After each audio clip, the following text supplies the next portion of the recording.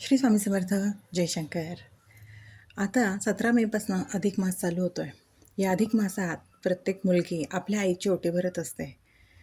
आई हे खरं तर जगातील अशी गोष्ट आहे की जी निस्वार्थपणे आपल्या मुलावर प्रेम करत असते, ज्यात कुठलाही स्वार्थ नसतो आणि कुठलीही अपेक्षा नसते.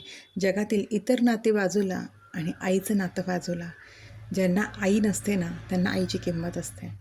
म्हणूनच प्रत्येक मुलीने ही 3 वर्षातून येणारी जी गोष्ट आहे, त्यावेळेला आपल्या आईची ओटी अवश्य भरायची. पण आता प्रश्न असा पडतो की ज्यांना आई नाही आहे त्यांनी काय करावं? तर ज्यांना आई नाही आहे त्यांनी निराश न होता आपली मावशी, काकी, आत्या, मामी, जे कोणी सवाष्ण स्त्री असेल तिची ओटी भरावी. शक्यता आहे की शेवटी आईची ओटी भरणं वेगळंच असतं, पण ज्याला नाहीच आहे त्याला पर्याय नाही आहे. त्यामध्ये मी सुद्धा मोडते की मलाही आई नाही आहे. त्यामुळे ह्या अधिक मासात जी कोणी सवाष्ण स्त्री असेल तिची नक्की ओटी भरा. नात्यातनं कोणी असेल त्यांची ओटी भरा. जर नात्यातनंही आसपास नसेल तर कुणाच्या घरी कामाला म्हणून ज्या कोणी सवाष्ण स्त्री येत असतील त्यांची ओटी भरा. तात्पर्य हे आहे की आपल्याला ह्या अधिक मासात ओटी भरायची आहे.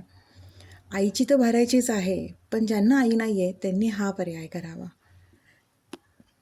सेवा होणं महत्त्वाचं. मुळातच आधी आपल्या कुलदेवीची म्हणजे आपल्या या कुलाच्या आईची ओटी आपल्याला भरायची. जे आपलं कुळ सांभाळते आहे ती देखील आपली आईच आहे. त्यामुळे आधी आपल्या कुलदेवीची ओटी भरा आणि मग आपल्या आईची, आणि आई नसेल तर कुठल्याही सवाष्ण स्त्रीची ओटी भरा. जे आपल्या आईच्या आपण आईची ओटी भरताना करणार आहे ना, तेच आपल्याला इतर सवाष्ण स्त्रीच्या ओटी भरतानाही करायचं आहे. त्यामुळे आवर्जून ही सेवा करा आणि शक्यतो सवाष्णीचं जे काही अलंकार असतात ते सगळं देण्याचा प्रयत्न करा. नसेल जमत तर सवाष्णाच्या हिरव्या बांगड्या तरी नक्कीच द्या. आई असेल तर आईला द्या, किंबहुना आई नसेल तर ज्या सवाष्णीची तुम्ही ओटी भरणार असेल त्या सवाष्णीच्या ओटीत हिरव्या बांगड्यांचं दान अवश्य घाला. कारण का ह्या महिन्यात जे काही दान कराल ते अधिक पटीने आपल्याला मिळतं. आणि खरं सांगते, ज्यांना आई असेल ना त्यांनी अवश्य आईची ओटी भरा.